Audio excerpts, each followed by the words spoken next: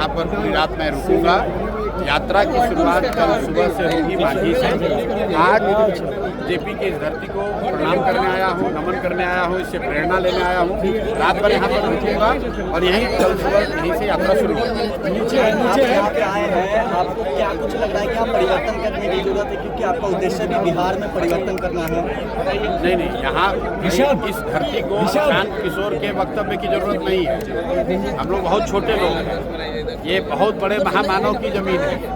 हम लोग तो बस यहाँ श्रद्धांजलि देने आ सकते हैं, श्रद्धा के भाव के साथ आ सकते हैं, उसको नमन करने आ सकते हैं। मैं यहाँ से कोई संदेश नहीं देना चाहता हूँ। अगर कोई संदेश है तो यही है कि जिस व्यवस्था परिवर्तन संपूर्ण क्रांति की बात इस धरती के लाल जेपी ने करी है, बिहार के लोगों को ये समझने की ज़रूरत है कि आज वो मौका है। 4 महीने के बाद चुनाव है।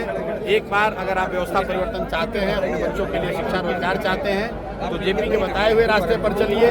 जाति धर्म, नाली गली, मंदिर मस्जिद की लड़ाई से ऊपर उठिए। अपने बच्चों के लिए पढ़ाई रोजगार की बात कीजिए, भ्रष्टाचार मुक्त सरकार की बात कीजिए और नेताओं के बच्चों को नेता मत बनाइए।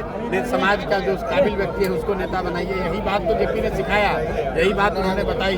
उस जो बात जेपी ने बताया है उस पर अमल करने की जरूरत है। इसीलिए इस मिट्टी से कल से यहाँ से शुरुआत करेंगे। जन्मभूमि को आपने चुना है, आखिर इसके पीछे क्या मकसद है? 120 दिनों तक पूरे बिहार का भ्रमण करेंगे 243 भाई, मकसद बस इतना ही है। आज से करीब 50 साल पहले इसी धरती के लाल जेपी ने संपूर्ण क्रांति का नारा दिया। उन्होंने व्यवस्था परिवर्तन की बात की। आज देश के कई हिस्सों में उसका लाभ भी लोगों को मिला, सत्ता भी बदली, व्यवस्था भी बदली, लेकिन बिहार जहां था वहीं रह गया। 75-77 में भी देश का सबसे गरीब और पिछड़ा राज्य बिहार था और आज भी देश का सबसे गरीब और पिछड़ा राज्य बिहार ही है। तो बिहार के लोगों को, समाज को यहाँ ये चिंतन मनन करने की ज़रूरत है। साथ ही ये संकल्प लेने की ज़रूरत है कि जो रास्ते जेपी ने बताए, कहीं ना कहीं समाज और राजनीति दोनों से भटक गया है। तो एक बार जब अब 5 महीने के बाद चुनाव है तो ये समय है कि यहाँ के लोग संकल्प लें और आगे बढ़कर अपने बच्चों के लिए एक नई व्यवस्था बनाएं, ताकि उनके बच्चों के भी जीवन में प्रकाश आए, उनके बच्चों के जीवन से अंधकार खत्म हो। यही संदेश यहाँ से देना चाहेंगे। जो जेपी का संदेश है उसी संदेश को दोहरा रहे हैं। लोगों के बच्चों के जीवन में प्रकाश लाना चाहते हैं, लेकिन जयप्रकाश जी के घर में पूरी तरह अंधेरा है। पिछले 1 साल से उदासीनता देखने को मिल रहा है, क्या होगा? भाई, मुझे ये पहले से पता नहीं था। मैं ये दावा नहीं कर सकता हूँ कि मुझे मालूम था। मुझे भी नहीं मालूम था और शायद आप में से भी ज़्यादातर लोगों को मालूम नहीं था। ये आने के बाद मुझे दिखा है, लोगों ने बताया है कि जेपी का जो अपना घर है उस घर की बिजली इसलिए काट दी गई है क्योंकि बिहार सरकार ने शायद 4 लाख रुपया उसका बिजली का बिल बकाया है जो जमा नहीं किया है।